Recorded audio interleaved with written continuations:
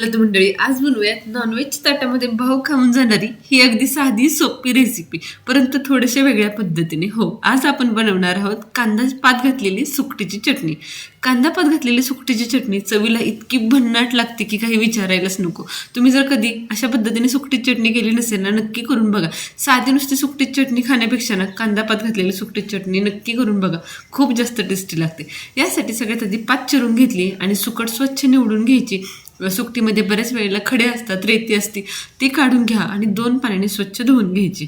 आता घेऊयात पुढची प्रोसेस करायला. कांदापात ही छानपैकी बारीक चिरून घेतली आहे. साधारण 1 वाटी सुकटीसाठी 1 वाटी कांदापात तुम्ही चिरून घालू शकता.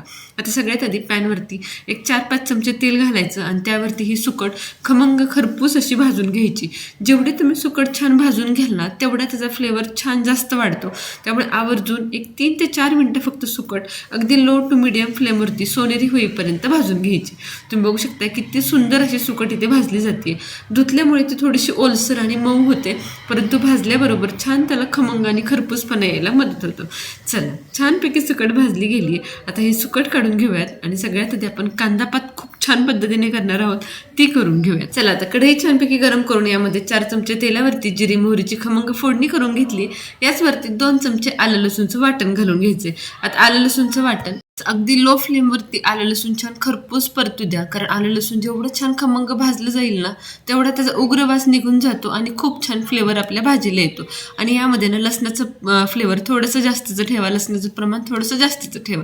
आता यामध्ये घालून घ्यायचं आहे कांद्याच्या पातीचाच पाठीमागचा जो कोवळा कांदा असतो तो अगदी बारीक चिरून यामध्ये घातलाय. साधा कांदा घालण्यापेक्षा कोवळा कांदा घाला, त्याची चव छान येते. आता कांदा 1-2 मिनिटं छान मौसूद होईपर्यंत परतला गेलाय. कांदा खूप जास्त परतवायचा नाहीये, फक्त थोडंसं त्याला सॉफ्टनेस आला पाहिजे इतपत आपण हे आलं लसणाबरोबरच भाजून घ्यायचंय.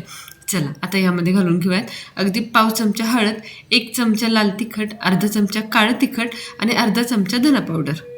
चला, आता हे सगळे ड्राय मसाले कांद्यामध्ये आणि आलं लसणामध्ये छानपैकी मिक्स करून घ्यायचे, छान परतवून घ्यायचे. आणि आता यामध्ये घालायची ही कांदापात. कांदापात चिरायच्या अगोदर धुवून घ्या, धुतल्यानंतर चिरू नका, नाही तर त्यातलं सगळं पोषण तत्व निघून जातं. त्यामुळे अगोदर स्वच्छ धुवायची, त्यानंतर अगदी बारीक चिरून घ्यायची. आता कांदापात घातल्यानंतर छानपैकी या मसाल्यांमध्ये मिक्स करून घ्यायची. कांदापात जशी परतली जाईल ना, तशी ती लगेच श्रिंक व्हायला सुरुवात होते. त्यामुळे अगदी छान तिला परतवून घ्या. लगे मीठ घालायची घाई करू नका, कारण सुकट घातल्यानंतर त्यांची क्वांटिटी जेवढी होईल ना त्याप्रमाणे आपण मीठ घालणार आहोत.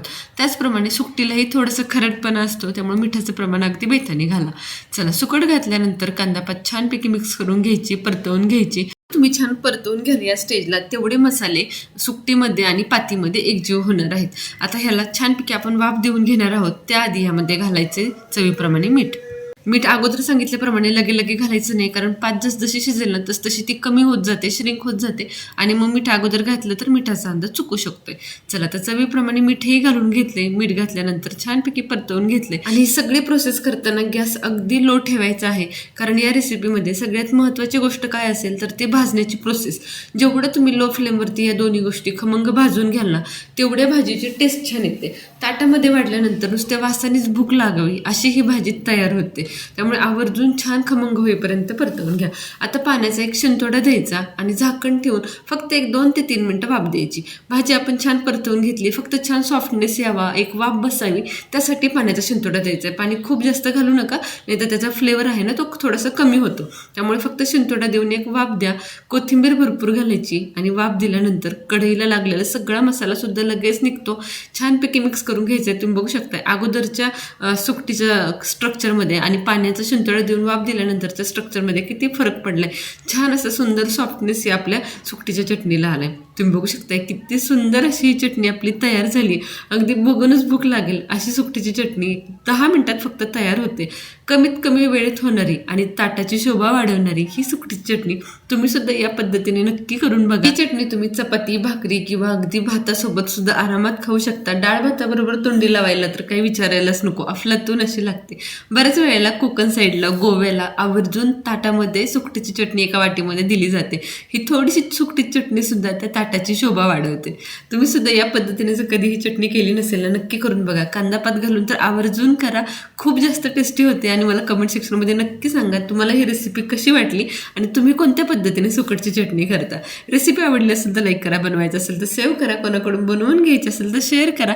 अशाच चमचमीत रेसिपींसाठी शुभज्योत रेसिपी चॅनलला सबस्क्राईब करा आणि पुन्हा भेटूया अशाच नवीन रेसिपीसोबत. धन्यवाद.